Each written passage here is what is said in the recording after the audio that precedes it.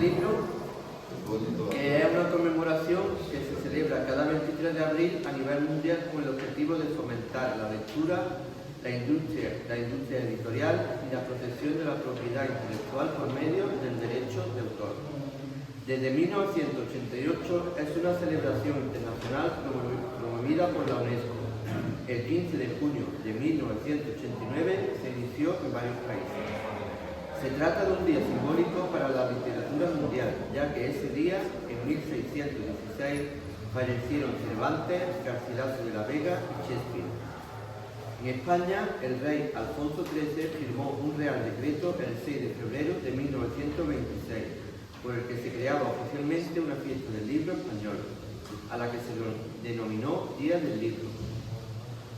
En 1930 se instaura definitivamente la fecha del 23 de abril como Día del Libro. La celebración arraigó rápidamente en toda España. Desde Barcelona se extendió por toda Cataluña, aunque la denominación oficial se fue diluyendo poco a poco por coincidir con el Día del Santo Patrón, conocido como Día de Semaforia. Con el tiempo se hizo tradicional en Cataluña el intercambio y regalo de rosas y libros entre parejas y personas queridas en esa fecha. En España se celebra en esta fecha la entrega anual del Premio Cervantes, el mayor galardón otorgado a los autores hispanos. Bien, pues nos vamos a basar la actividad que mejor que un libro. Aquí vamos viendo lo que nos van a ir explicando todos los compañeros. La actividad se va a basar en lo que es el libro, los libros más vendidos de la historia, clásicos de la literatura española, revelados por 1000 autores contemporáneos españoles. Bien, pues vamos a ver ahora un vídeo sobre lo que hemos comentado ahora hace un momento sobre el Día del Libro. El Día del Libro se celebra el 23 de abril en todo el mundo, y es por este motivo que se le llama el Día Internacional del Libro. El principal objetivo de esta celebración es fomentar la lectura y dar visibilidad a los libros, a sus autores y las fantásticas historias en las que podemos perdernos y vivir, además de aprender. Desde el año 1988, la UNESCO es una de sus principales promotoras. Durante la jornada del Día del Libro hay un montón de actividades a lo largo de todo el mundo, tanto en los colegios como por las calles, con cuentacuentos, puestos en las calles para la compra de libros, intercambio de ellos, o diferentes concursos de historias y marcapáginas. Vamos a intentar saber por qué se celebra este día. La respuesta es bastante sencilla. El día 23 de abril fue elegido como Día Internacional del Libro, pues supuestamente coincide con el fallecimiento de 3 grandes genios de la literatura, como son Miguel de Cervantes, William Shakespeare e Inca Garcilaso de la Vega, en la misma fecha, en el año 1616. Aunque lo de las fechas realmente no está muy claro, pues aunque los 3 murieron en el año 1616, no exactamente en el mismo día. En cualquier caso, este día se escogió en esta fecha para honrar su memoria y legado. En este vídeo vamos a hablar de 2 que seguramente conocéis. El primero de ellos es William Shakespeare. William Shakespeare fue un dramaturgo, poeta y actor inglés. Es considerado el escritor más importante en lengua inglesa y uno de los más célebres de la literatura universal. De hecho, según la Enciclopedia Británica, Shakespeare es generalmente reconocido como el más grande de los escritores de todos los tiempos, figura única en la historia de la literatura y no pertenece a una sola época sino a la eternidad. Shakespeare fue poeta y dramaturgo, venerado ya en su tiempo, pero su reputación no alcanzó toda su relevancia y popularidad hasta el siglo XIX, cuando comenzó a aclamar su genio. En el siglo XX, sus obras fueron adaptadas y redescubiertas en multitud de ocasiones por todo tipo de movimientos artísticos, intelectuales y de arte dramático. Las comedias y tragedias shakespearianas han sido traducidas a las principales lenguas y constantemente son objeto de estudios y se representan en diversos contextos culturales de todo el mundo. Sueño de una noche de verano, La fierecilla domada, El rey Lear, Romeo y Julieta, Otelo o Hamlet son algunas de sus obras más conocidas.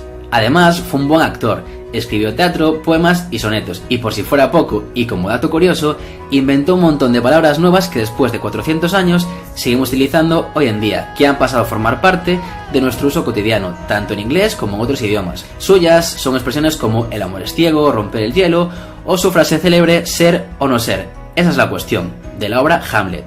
En 1 minuto y muchos días, mi reino por un caballo, o el que va demasiado a prisa llega tan tarde como el que va despacio. Así que la próxima vez que estéis hablando con alguien y utilicéis alguna de estas expresiones, ya sabéis quién fue su inventor.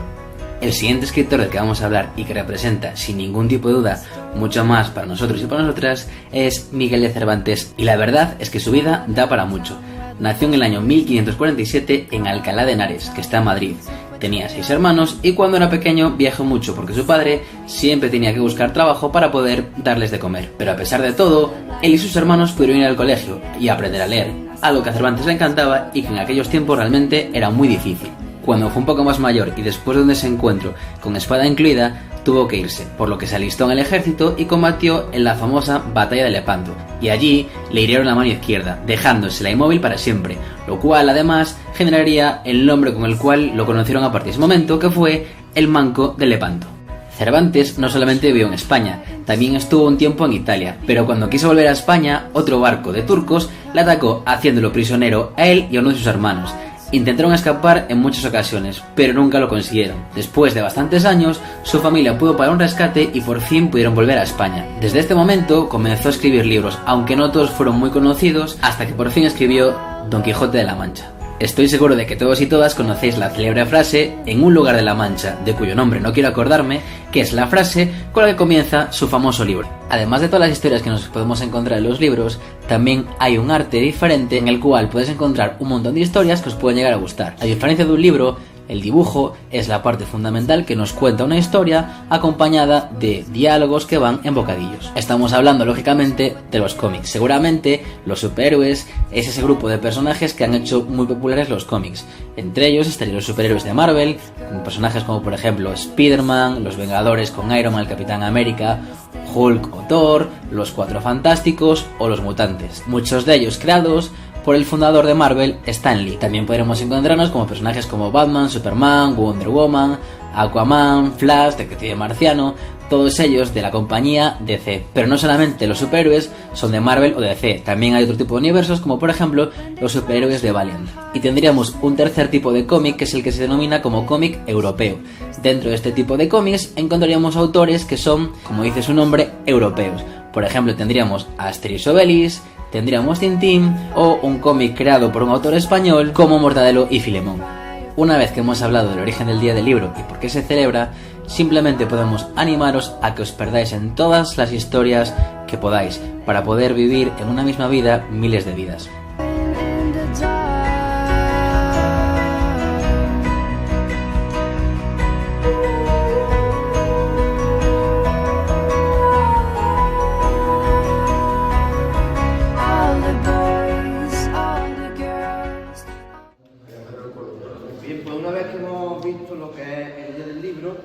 Vamos a ver ahora los libros más vendidos de la historia.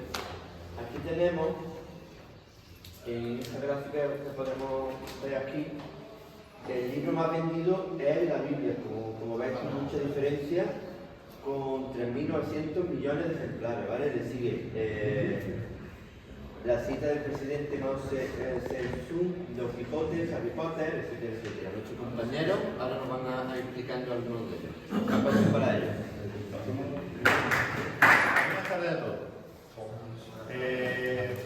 Los libros más vendidos de la historia, en primer lugar, la Biblia. Se ha vendido ya más de 3.900 millones de copias de la Biblia en todo el mundo, lo que la convierte en el libro más vendido de todos los tiempos. Probablemente jamás haya un libro que supere la Biblia en venta, ya que los demás están a una distancia prácticamente inalcanzable. Bueno, el segundo libro más vendido es Citas del presidente Mao Zedong, con más de 820 millones de copias vendidas.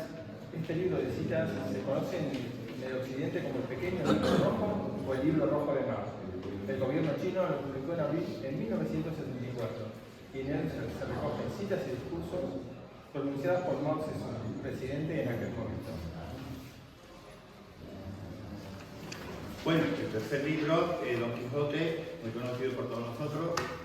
El español Miguel de Cervantes ocupa el tercer puesto de la general y el primero el libro de destrucción con más de 500 millones de ejemplares vendidos en todo el mundo. Desde su publicación, Miguel de Cervantes consiguió con su libro ser el español más universal de todos los tiempos. En un relato que estudia en Estados Unidos, Sudamérica o Asia como uno de los grandes clásicos de la literatura universal.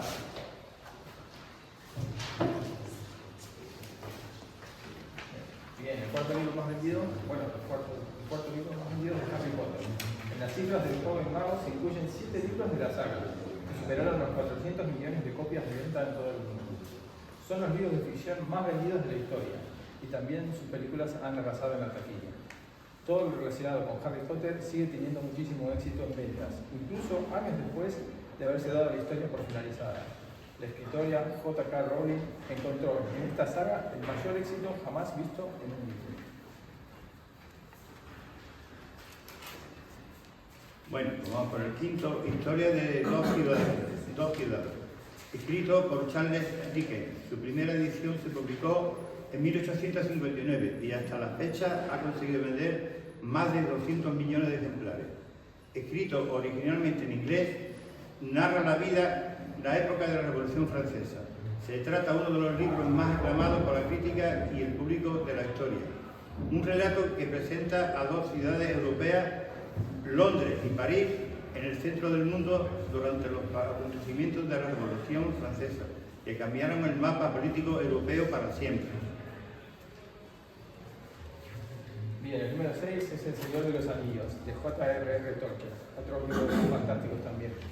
Escrito por J.R.R. Tolkien, superó los 150 millones de copias vendidas.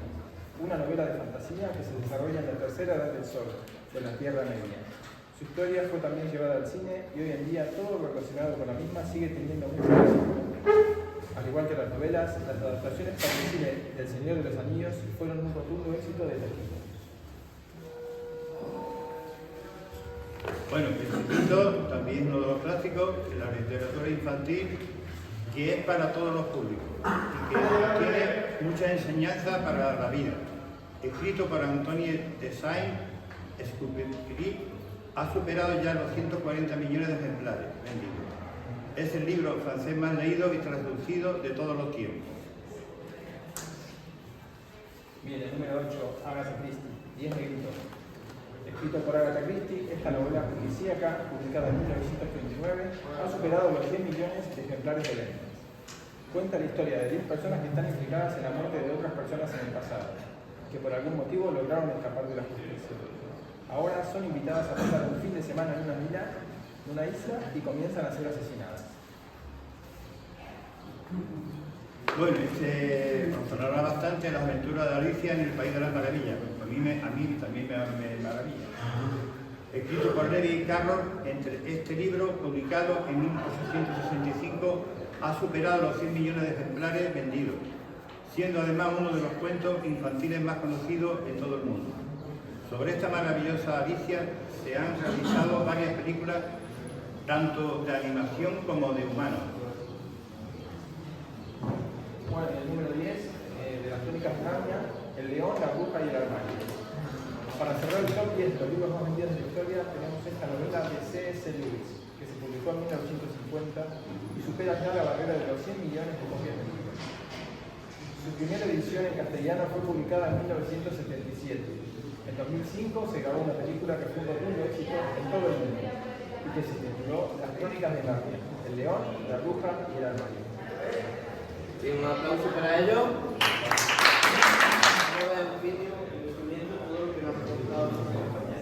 El Señor de los Anillos es una novela de fantasía épica escrita por el filólogo y escritor británico J.R. Tolkien. Su historia se desarrolla en la tercera edad del Sol de la Tierra Media, un lugar ficticio poblado por hombres y otras razas antropomorfas, como los hobbits, los elfos y los enanos. La novela narra el viaje del protagonista principal, el hobbit Frodo Bolsón, para destruir el anillo único y la consiguiente guerra que provocará el enemigo para recuperarlo. El Señor de los Anillos es, en este sentido, una metáfora que implica la culminación de un largo proceso que da origen a la humanidad, con toda su carga mítica pero también histórica. La creación del mundo, la implantación del mal como modelo de dominación absoluto y su continuidad a través de las edades, la lucha de los elfos y su alianza con los Edain por conservar la tierra. El libro ha sido traducido a aproximadamente 40 idiomas y es sin duda la novela de fantasía épica más leída de la historia. El Principito del escritor francés Antoine de Saint-Exupéry. Se trata de la obra más famosa del escritor y aviador francés. Es un cuento poético que viene acompañado de ilustraciones hechas con acuarelas por el mismo autor. La historia tiene una temática filosófica, donde se incluyen críticas sociales dirigidas a la extrañeza con la que los adultos ven las cosas.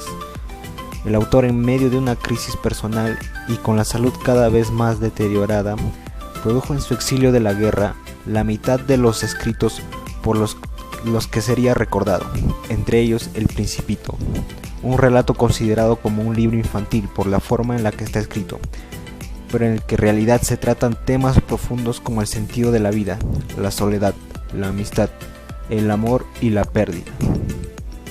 El Principito se ha convertido en el libro francés más leído y más traducido de todos los tiempos.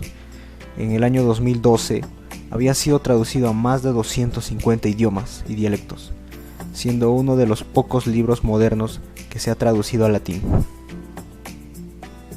La Biblia. La Biblia es una recopilación de textos que en un principio eran documentos separados, llamados libros, escritos primero en hebreo, arameo y griego, dividido en Antiguo y Nuevo Testamento. Narra la vida de Jesús de Nazaret, Hijo de Dios enviado a la tierra para revelar el camino de la fe y la religión cristiana. Es el libro más leído de todos los tiempos, aunque también tenemos que tener en cuenta que es el más antiguo. Se trata de la obra más traducida del planeta. Se estima que se han vendido entre 2.500 millones y 6.000 millones de ejemplares en 438 lenguas diferentes.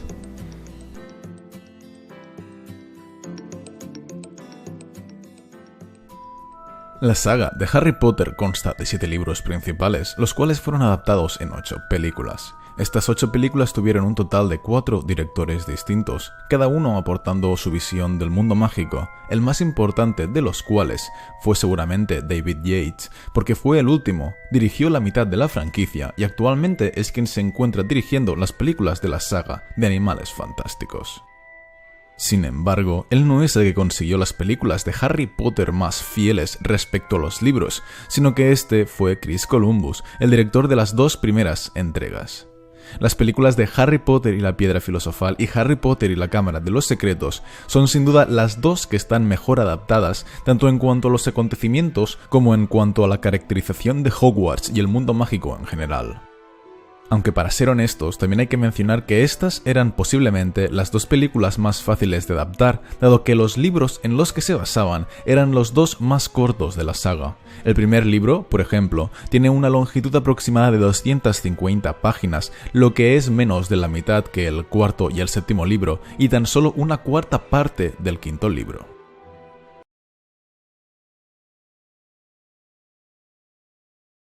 Don Quijote nos cuenta las aventuras de don Alonso Quijano, un hombre al cual le encantaban los libros de caballerías, que no paraba de leer en todo el día. Todo esto provocó que un buen día decidiese convertirse en uno de ellos.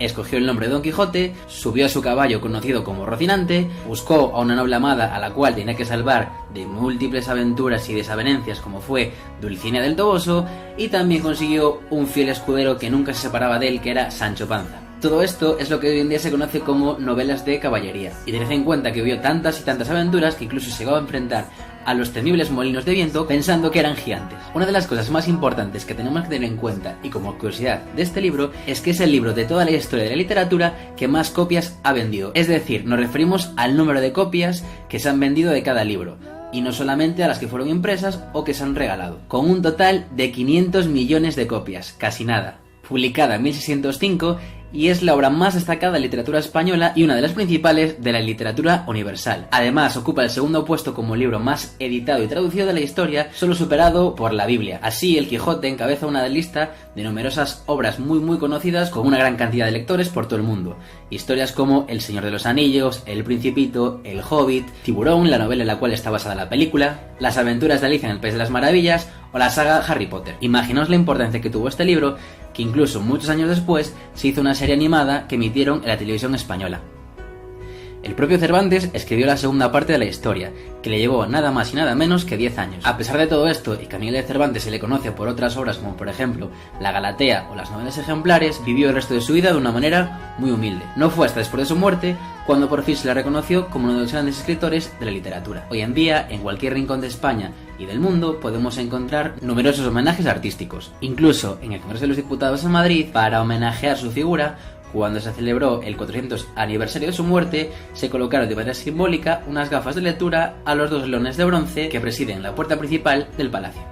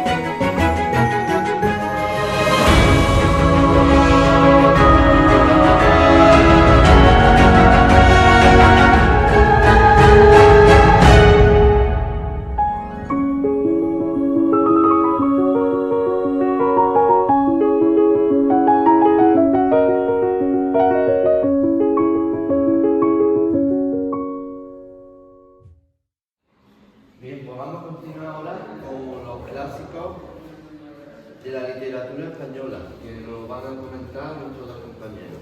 Un aplauso para ellos. El primer libro del que queremos hablaros es El Lazarillo de Tormes, de autor anónimo. Es una de las novelas más importantes para comprender el siglo XVI y la novela picaresca de esa época. En él se sigue la historia en primera persona y a través de epístolas, que son pequeños cuentos o frases, del Lazarillo, desde su niñez hasta el matrimonio. El Lazarillo de Tormes nos permite acompañar por medio del narrador sus aventuras y sus desventuras.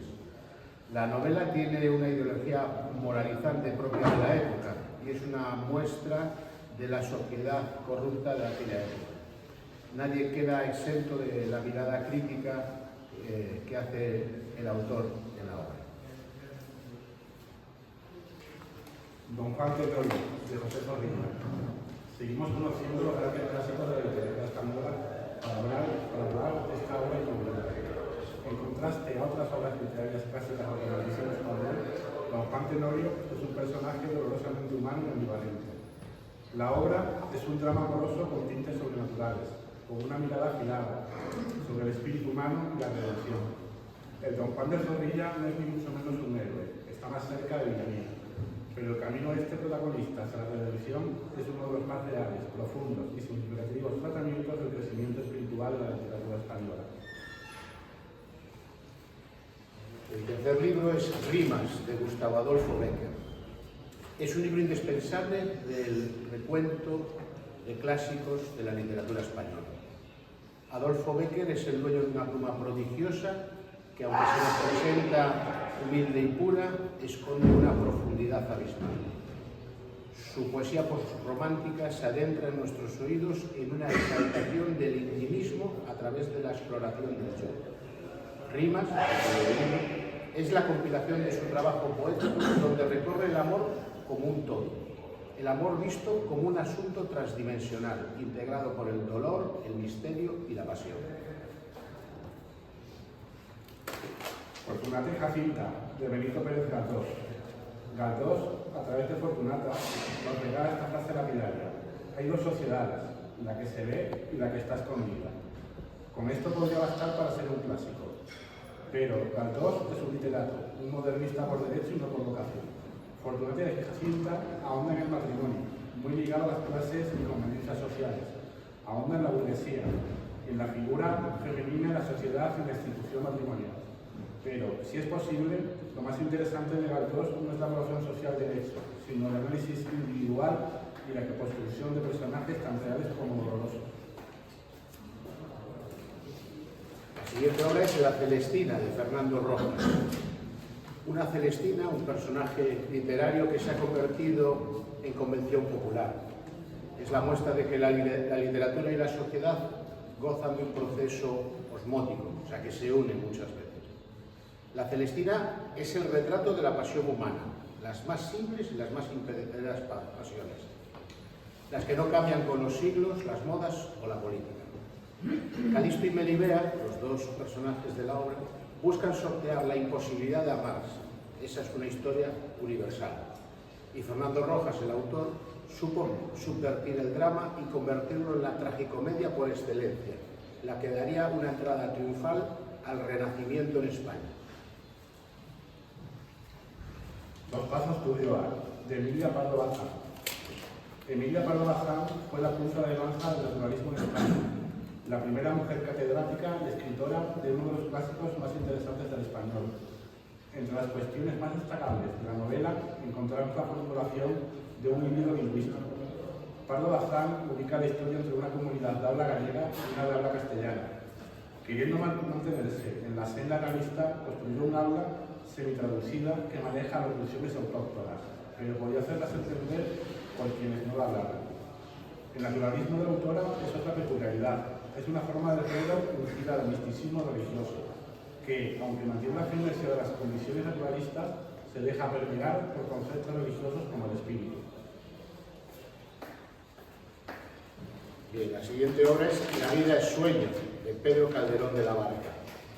Esta obra es la quinta esencia del drama filosófico español, el debate eterno sobre cómo posicionarnos ante el destino. ¿Es la pasión, o puede la pasión ser doblegada? ¿El espíritu obedece al destino, a la razón o al fervor? Calderón de la Barca, el autor, nos permite hurgar en los problemas existenciales más antiguos y nos expone la dualidad que abarca la naturaleza y nuestra esencia, nuestra manera de ser. Es emblemático del barroco literario, una época importante en la literatura española, pero pone a un lado los galanteos religiosos dignos de la época y la buena educación del autor. Es una obra de lectura universal. Fontovejuna, de Lope de Vega. Una referencia literaria imperecedera. Fontovejuna sigue siendo hoy el icono de la fuerza de un pueblo unido contra la tiranía. La maravillosa comedia cuenta con una peculiaridad dramática que refuerza el argumento. Es que Lope de Vega construye un protagonista colectivo. Por otro lado, la historia desarrolla también un antagonista colectivo, un villano perfecto, la tiranía, representada no solo por el comendador, sino por la nobleza entera. Lope de Vega, inteligentemente, supo aprovechar un hecho real y convertirlo en una narración reivindicativa. Bien, ahora vamos a hablar de Federico García Lorca, un poeta de esta tierra, y su obra La casa de la Zambra Alba. Elegir una sola obra de García Lorca es una odisea. Es uno de los escritores más profundos y respetados de la literatura española.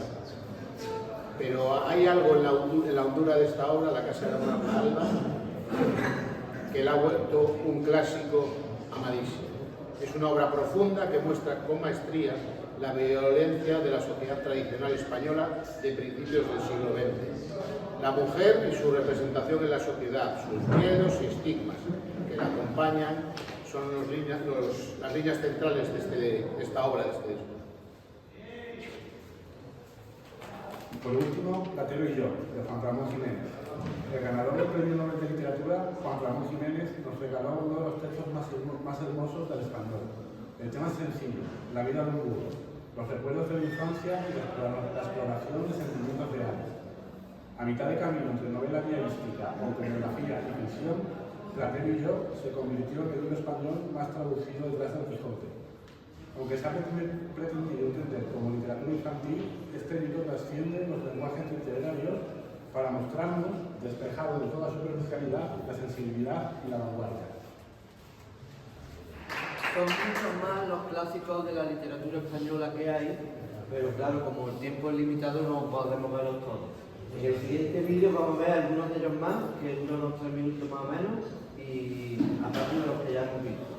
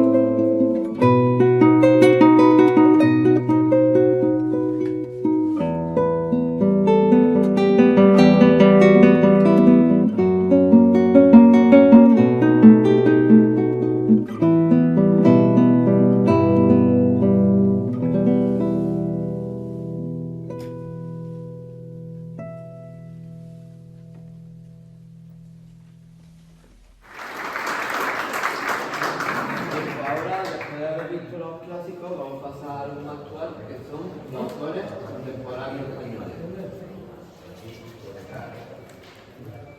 En el siguiente vídeo vamos a ver algunos de ellos.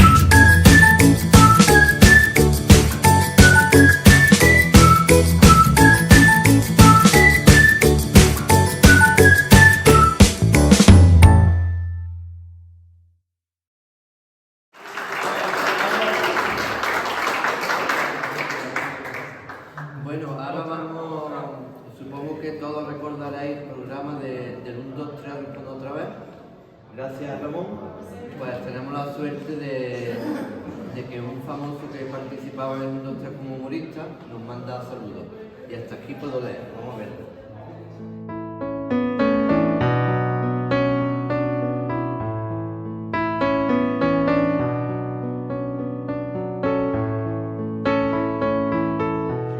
Hola, ¿qué tal? ¿Cómo estamos? Pues aquí me tenéis, soy Moncho Borrajo. Sí, claro.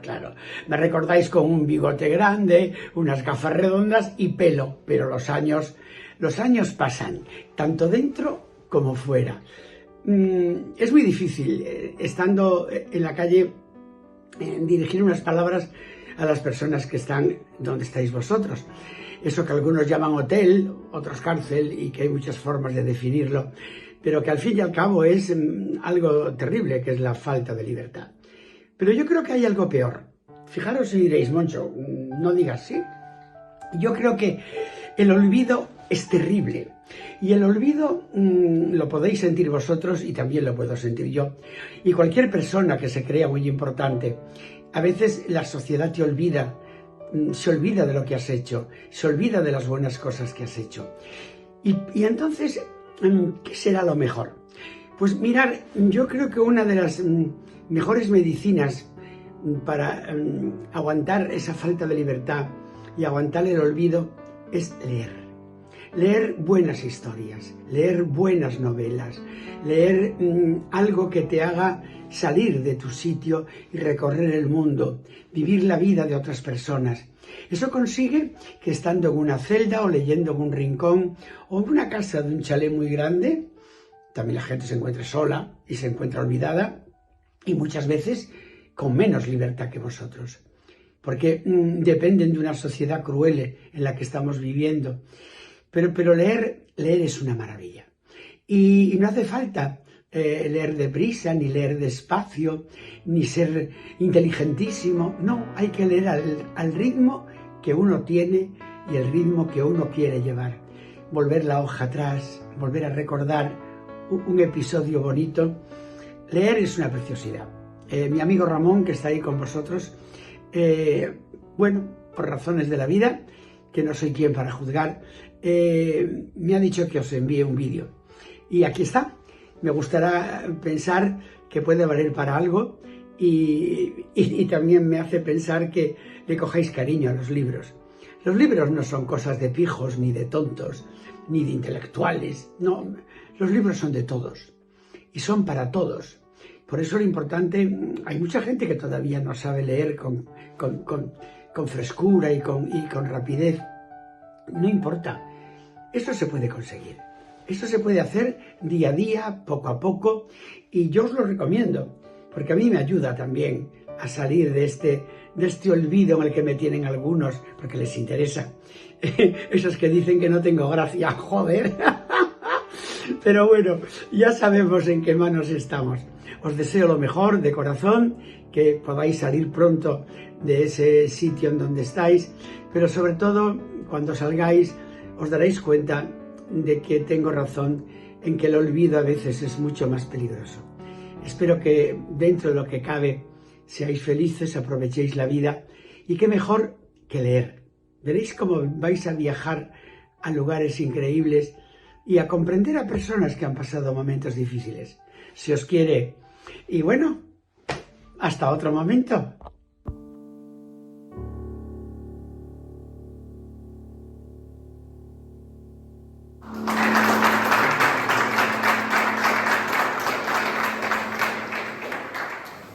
Bueno, ya para terminar, nuestro compañero Pedro nos va a leer una lectura corta y después ya terminamos con un vídeo de Cepper Victoria Kane que nos desea feliz Navidad. Muchas gracias a todos por vuestra colaboración y a Cepper Victoria Kane, gracias siempre por poner los medios para celebrar estas actividades. Muchas gracias.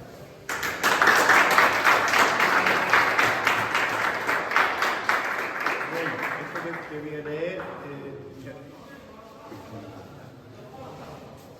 es un microrelato un poco triste, pero bueno, ya después ya lo arreglamos. Se llama Una luchadora sin memoria. Pelo blanco superándose a sí misma. La vida no la trató bien. Superó su polio con valentía con 5 retoños. Se enfrentó a la vida pese a su minusvalía. Valiente octogenaria, Margarita se marchita, junto a los suyos. Espera que su historia termine y ya no recuerda casi nada. La vida le ha apagado quitándole la memoria. No reconoce ni a su familia. Margarita se marchita. Como veis, podéis comprender, es una enfermedad que hoy en día, pues, algunas personas que la padecen, pues claro, una persona le quita la memoria y ya le quita la vida. Muy triste. Pero para que no vaya tan triste, voy a dar una pizza de humor, ¿vale? Un niño llega a su casa y ha dicho, me ha dicho la señorita Noemi que me compre una enciclopedia. Y le dice el padre, tú te vas andando por todo el mundo. Y ya ha terminado. Muchas gracias.